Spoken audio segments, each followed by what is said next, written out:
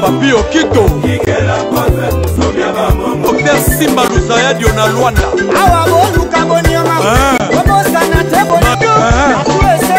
Charlie Prince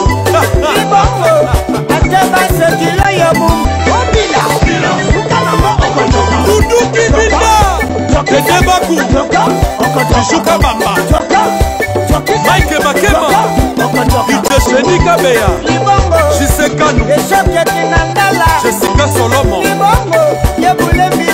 Mifi Abia Kuche Miel Raf Ngindou Le pétrolier Laurent Sokoko L'agence d'export et d'import Michulu Atlantic Shipping Eye Bana ya Canada Bana ya USA Bomitungisa Lisusu. Pour tous vos achats et ventes de voitures, pièces de rechange et les accessoires possibles. Na koti na ba koli na bino na Kinshasa, bomitungisa penza te. Please, bakoya koza koli tina ndako. Pour tout contact, benga Michel Lukadi. Plus 1 508 371 60 43 USA na Canada. Pour na Kinshasa, benga na plus 243 89 551 30 38. Michulu Atlantic Shipping. Yaboye, Bazuwapi.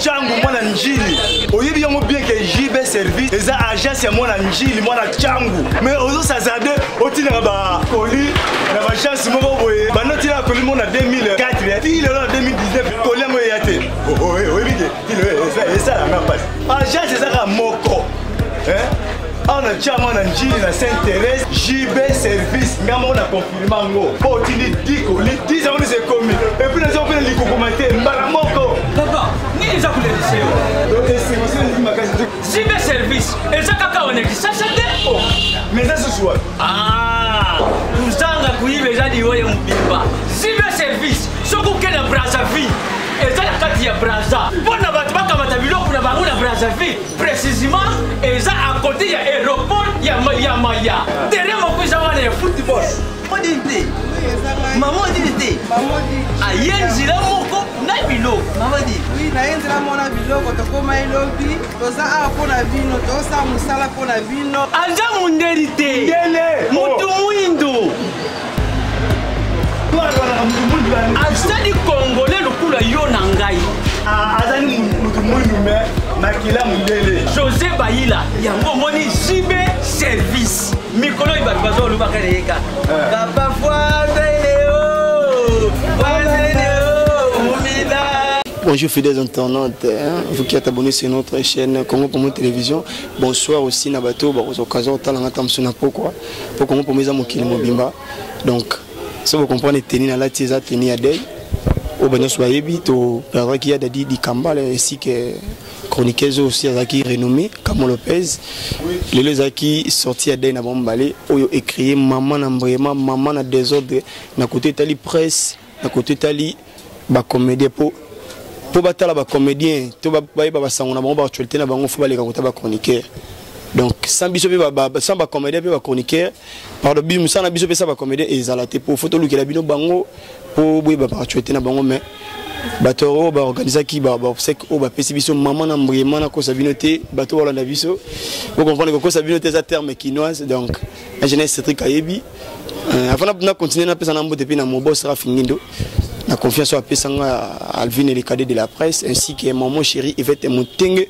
Depuis les Yaouli Mouchen, le code mondial, les seuls et l'unique code mondial, Yaouli Mouchen. Mère Dieu te monte maintenant le Moujinga. Si on a boit qu'on a des c'est vraiment à considérer. Donc, et puis c'est vraiment des ordres. Ton nom est battu biso presse tout kende wapi. Tout kende matanga Kamo Lopez, tout kende matanga Dadi di Kambala et non banate. Donc, nous sommes pas là la raté maintenant Dadi di Kambala écrit sous maman na désordre na morgue.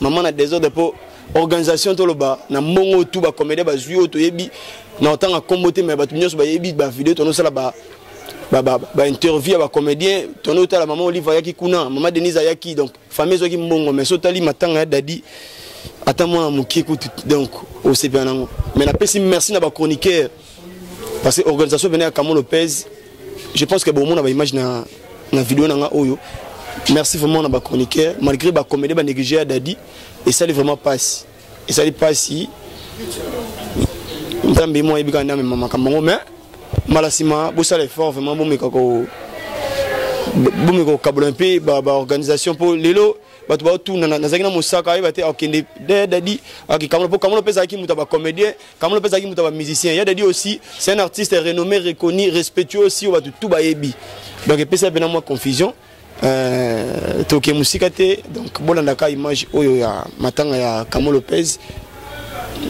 nga zaki wana na 16e rue na plaza na bosanité maman chérie maman sociale maman boboto moi sinzambe maman ce qui était na bitinga na jeunesse édicte suka api maman Bénédicte motema papa évangéliste Pacheco Koiti là depuis Allemagne maman sociale merci pour l'assistance Guillaume qui c'est depuis Belgique fondation MKS donc fondation MKS Credo Molema l'histoire Mokonzi merci quand bato balandi biso vous avez toujours connecté sur notre chaîne Congo Pomo Télévision na de la bino ya trop donc mon oncle Jody Kinsa des États-Unis merci.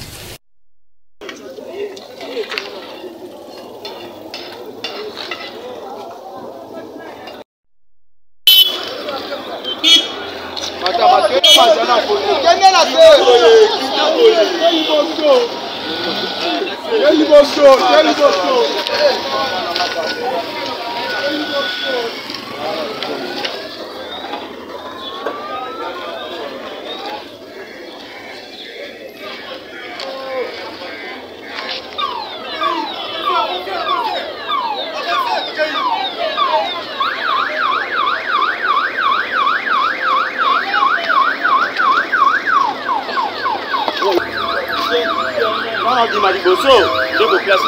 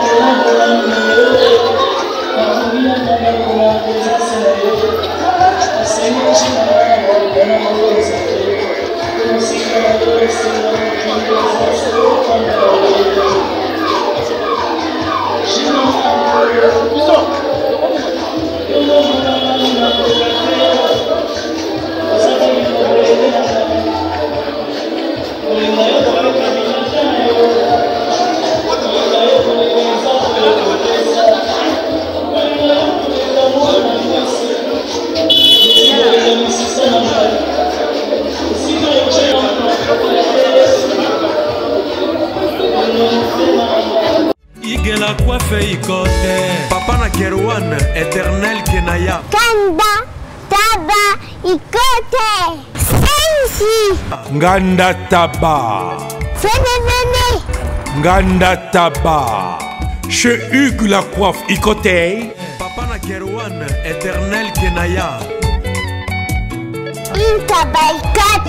Au 174, avenue Aristide Briand, 93 320, les pavillons sous bois. À la petite porte à gauche, association Hugues Ikoté.